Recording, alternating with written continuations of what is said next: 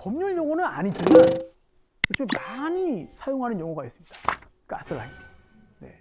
이 송 씨의 사건도 진도사의 가스라이팅에 의한 거 아니냐라고 말을 할 수 있을 텐데요.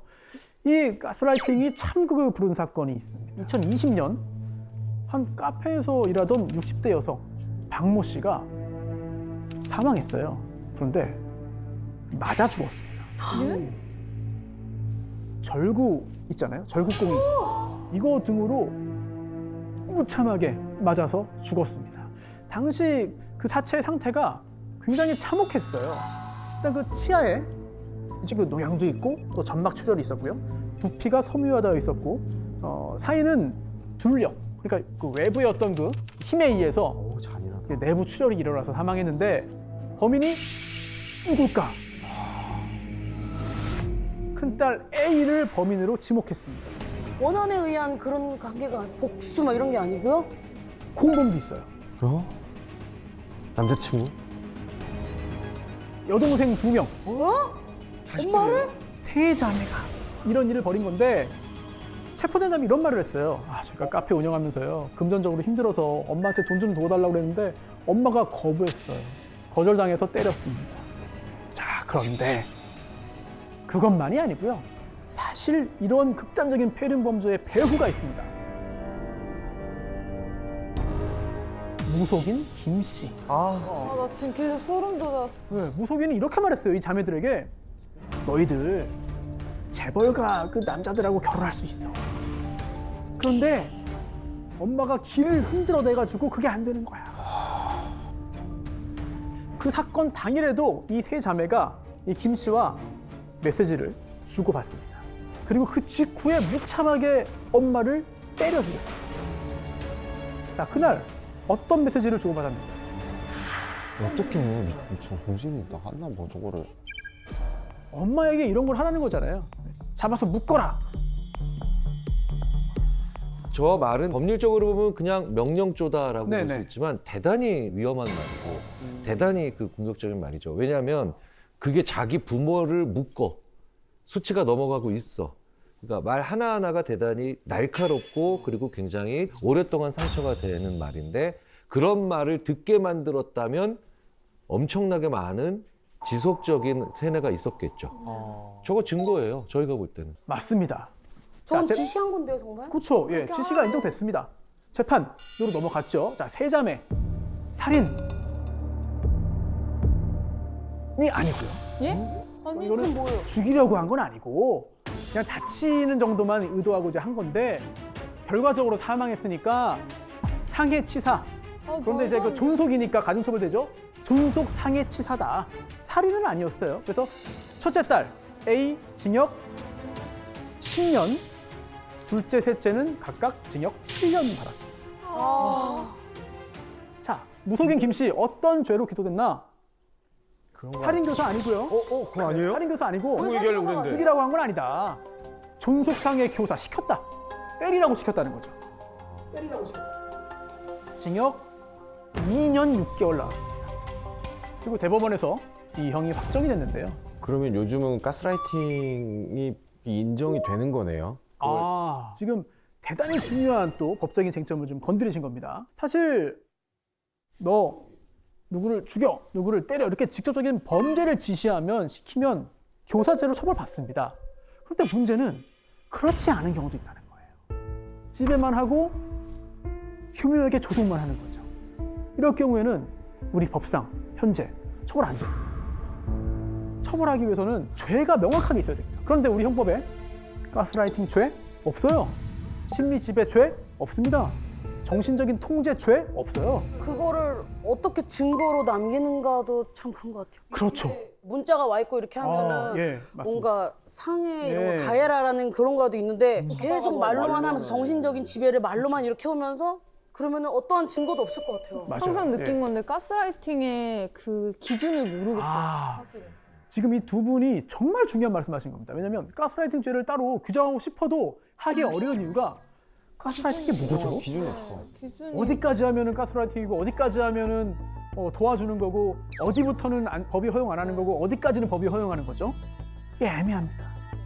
자, 우리가 애매하면 좀 다른 나라 사례를 좀 보고 참고할 수도 있어요. 영국, 놀랍게도 가스라이팅을 포함한 정신적인 통제 그 자체가 범죄가 될 수 있다. 최고 5년의 징역형을 부과할 수 있는 강압적인 통제라는 개념을 도입했다고 해요. 즉 폭력이 없더라도 심리적으로 자유를 구속하고 억압할 수 있다. 그게 죄다. 그 자체가 죄다라는 거예요. 자, 교수님께 한번 좀 질문을 드리고 싶습니다. 가스라이팅 자체를 범죄화해서 처벌하는 거 심리학적인 관점에서 볼 때는 어떻게 보시는지 좀 궁금합니다.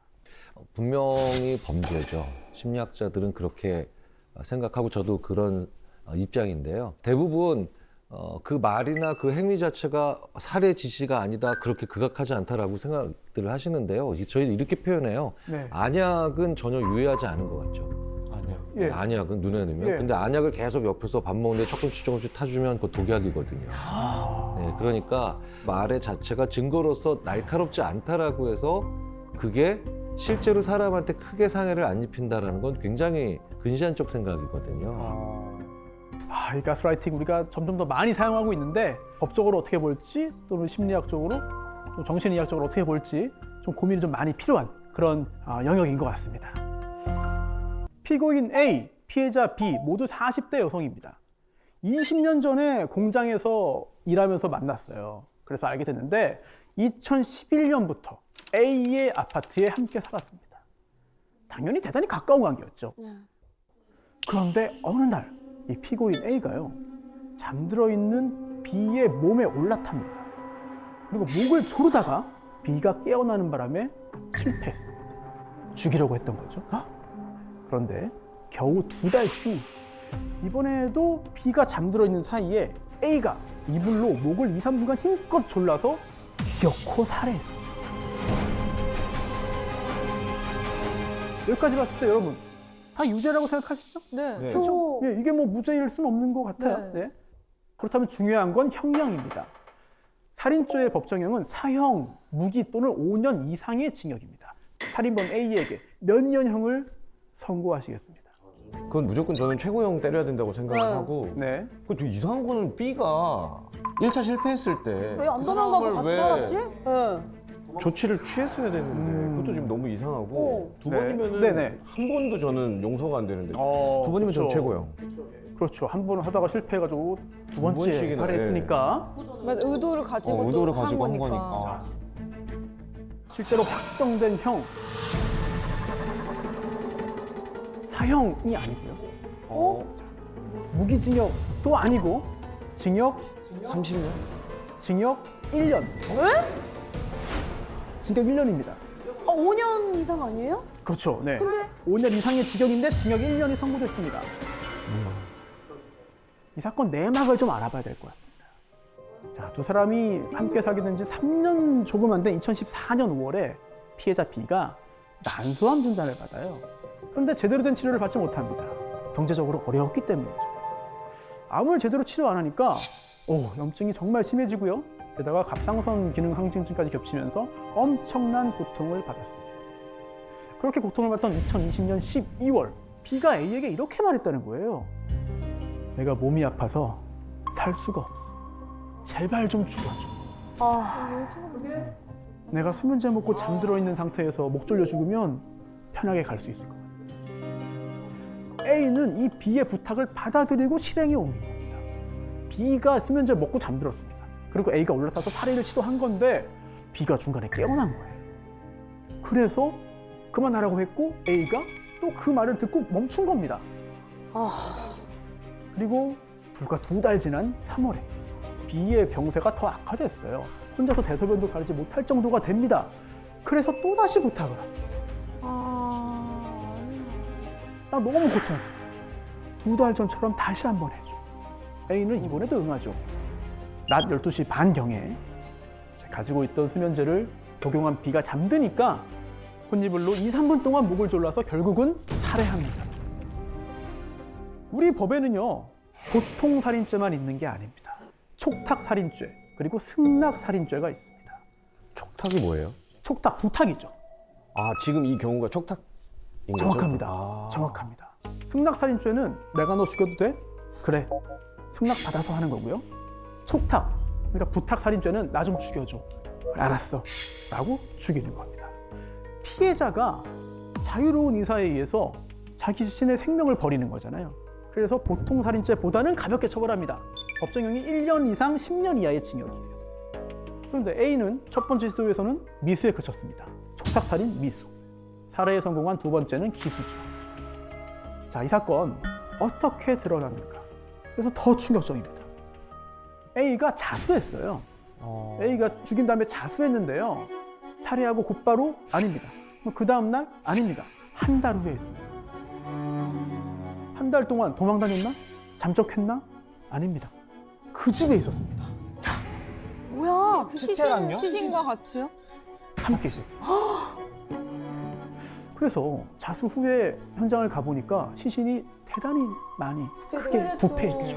그래서 판결문에 보면은 존엄을 유지하면서 장례를 치를 수 없는 상태였다라는 표현이 등장을 해요. 아, 근데 판결문에 그 이유가 정확히 나와 있지는 않습니다. 저도 궁금하거든요. 어떤 심리로 시신을 한 달이나 방치하고 그냥 생활했을까? 이 상태는 상반된 감정을 여러 개를 동시에 느끼면 사람이 아무것도 하지 않고 그냥 멍하니 일정 기간 동안 지내는 기간들이 있거든요. 생각이 너무 판단이 안 되나 보다. 그래서 심리학적으로는 얼마든지 그런 아무런 행동 없이 일정 기간 있을 수 있다라고 말씀드릴 수 있을 것 같아요. 네. 1심은요, 징역 2년 6개월을 선고했어요. 그러니까 물론 피해자의 고통을 덜어주기 위해서 다른 방법을 찾아야 했음에도 살인을 한 거잖아요. 잘못이잖아요. 네. 하지만 피해자 본인이 적절한 치료를 받지 않아서 병을 키웠다. 그리고 고통 속에 살던 피해자가 죽여달라고 부탁을 해서 그 부탁을 받고 한 거다. 이게 유리하게 작용을 한 건데요. 게다가 이 B는요, 가족과 단절된 상태에서 살았어요. 오랜 기간 A에게 의존했습니다. 그럼 B를 부양한 거잖아요. 긴 시간 동안. A의 직업은 뭐였을까요? A는 뭘 해서 돈을 벌었을까요? 텔레마케터? 출근을 많이 하지 않아도 되는 어. 집에서 재택근무를 할 수 있는 보호하면서 돈을 벌어야 되니까. 그렇죠. 집에서 하거나 아니면은 잠깐만 출근할 수 있는 노래방 도우미였습니다. 네. 그런데 2021년 코로나19 일거리가 없어지는 거죠. 그러다 보니까 생계가 너무 어려워지는 거예요. 그럼 병원 가기도 힘든 거 아니에요? 그렇죠. 네. 자, 이 1심 징역 2년 6개월에 대해서 A가 항소했습니다. 너무 무겁다는 거죠. 자, 2심에서 원심 판결 파기하고 징역 1년형을 선고했고 이게 대법원에서 확정된 겁니다. 2심 재판부가 이렇게 말했어요. A는 B가 암에 걸린 사실도 몰랐다. B가 암에 걸렸다고 말을 안 했던 겁니다. 뭐 자궁 근종이 있다, 뭐 갑상선 기능 항진증이 있다, 이 정도만 얘기했지 암이라고 안 했던 거예요. 그리고 또 이 사망한 B의 가족도 A를 좀 잘 봐주세요 라고 재판부에 호소했습니다. 그리고 B가 유서를 남겼어요. 그 유서 굉장히 중요하죠. 그 내용, 내가 언니에게 힘든 부탁을 했다. 언니도 피해자다 라는 내용입니다. 그치. 자신의 고통을 덜어준 A에 대한 어떤 선처, 호소를 마지막 글로 남긴 거죠. 이런 내막이 있는 사건입니다. 뭐 영화에서 보는 일이. 아무리 그래도 뭔가 목숨을 그렇게 가지고 그렇게 했다는 게 사실 조금 더 네. 죄가 무거워질 것도 같은데 또 그렇게 선처가 네. 된다니까. 네. 그런데 재판의 결론만 있는 게 아니잖아요. 자세히 보면 숨겨져 있는 배경, 감춰진 뒷이야기도 확인할 수 있습니다. 자.